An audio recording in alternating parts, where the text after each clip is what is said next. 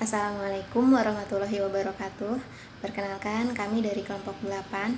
Bersama saya, Neneng Maulita, dan dua rekan saya, Sakila Aska dan Wandi Utomo, mahasiswa Prodi Manajemen S1 Universitas Pamulang, akan mempresentasikan tugas kelompok mata kuliah Teori Ekonomi Makro dengan dosen pengampu Bapak Jamaluddin SEI MEC Dev. Selamat menyaksikan. Kebijakan fiskal dan kebijakan moneter. Pengertian kebijakan fiskal. Kata fiskal menurut Kamus Besar Bahasa Indonesia berarti berkenaan dengan urusan pajak atau pendapatan negara. Dalam konsep ekonomi, kebijakan fiskal berarti kebijakan yang diambil oleh pemerintah untuk pendapatan dan belanja negara atau pengeluaran negara. Yang menjalankan kebijakan fiskal adalah pemerintah yang dipimpin oleh presiden dan dilaksanakan secara operasional oleh Kementerian Keuangan dan menteri-menteri terkait. Adapun tujuan dari kebijakan fiskal adalah yang pertama, untuk meningkatkan pendapatan dan pertumbuhan ekonomi. Yang kedua, mendorong timbulnya lapangan kerja sehingga dapat mengurangi pengangguran. Yang ketiga, menjaga stabilitas harga sehingga dapat menekan inflasi. Yang keempat, menjaga stabilitas ekonomi. Instrumen kebijakan fiskal meliputi semua penerimaan dan pengeluaran negara. Semua pengeluaran yang dilakukan oleh pemerintah untuk berbagai kegiatan operasional pembangunan dan kegiatan lain yang dilakukan oleh negara. Ada 4 bentuk pengeluaran negara. Yang pertama, belanja rutin seperti untuk membayar gaji. Yang kedua, belanja pembangunan seperti untuk membangun infrastruktur. Yang ketiga, subsidi seperti pemberian bantuan kepada masyarakat. Yang keempat, insentif seperti bantuan langsung tunai. Baik, perkenalkan, nama saya Sakila Aska. Saya di sini akan menjelaskan mengenai kebijakan moneter. Moneter ini sendiri dalam bahasa Indonesia berarti uang atau yang berhubungan dengan keuangan. Sedangkan secara ekonomi, kebijakan moneter adalah langkah-langkah yang diambil oleh penguasa moneter, yaitu Bank Indonesia, untuk mengaruhi jumlah uang yang beredar dan daya beli uang itu sendiri. Selanjutnya, saya akan menyebutkan mengenai peran dan fungsi kebijakan moneter.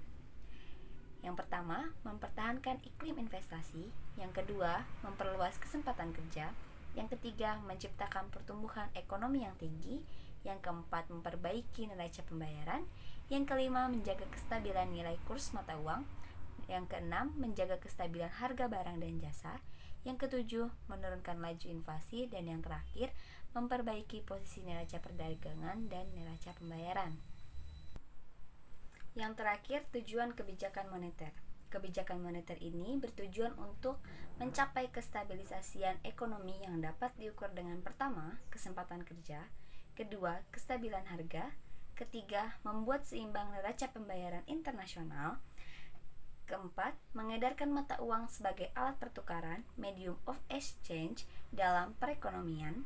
Yang kelima, mempertahankan keseimbangan antara kebutuhan ekuiditas perekonomian dan stabilitas tingkat harga. Yang keenam, distribusi ekuiditas yang optimal dalam rangka mencapai pertumbuhan ekonomi yang diinginkan pada berbagai sektor ekonomi. Dan yang terakhir, yang ketujuh, membantu pemerintah melaksanakan kewajibannya yang tidak dapat terrealisasi melalui sumber penerimaan yang normal. Saya ingin menjelaskan perbedaan kebijakan fiskal dan moneter. Pada intinya, kebijakan fiskal dan moneter memiliki tujuan yang sama, yaitu membangun dan menjaga stabilitas perekonomian sebuah negara. Namun dalam prakteknya, memiliki sedikit perbedaan. Dari segi pelaksanaan, kebijakan fiskal dilaksanakan oleh pemerintah, dalam hal ini presiden yang dibantu oleh para menterinya, sedangkan kebijakan moneter dilaksanakan oleh Bank Indonesia. Dari sisi instrumen utama kebijakan fiskal adalah aspek pengeluaran dan penerimaan negara, sedangkan instrumen utama kebijakan moneter adalah penetapan nilai suku bunga, penetapan cadang kas pada bank umum, operasi pasar terbuka, serta imbauan moral.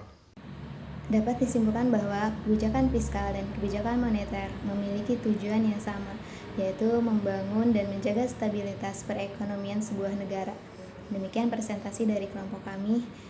Kurang lebihnya harap dimaklum. Wabillahi taufiq wal hidayah. Wassalamualaikum warahmatullahi wabarakatuh.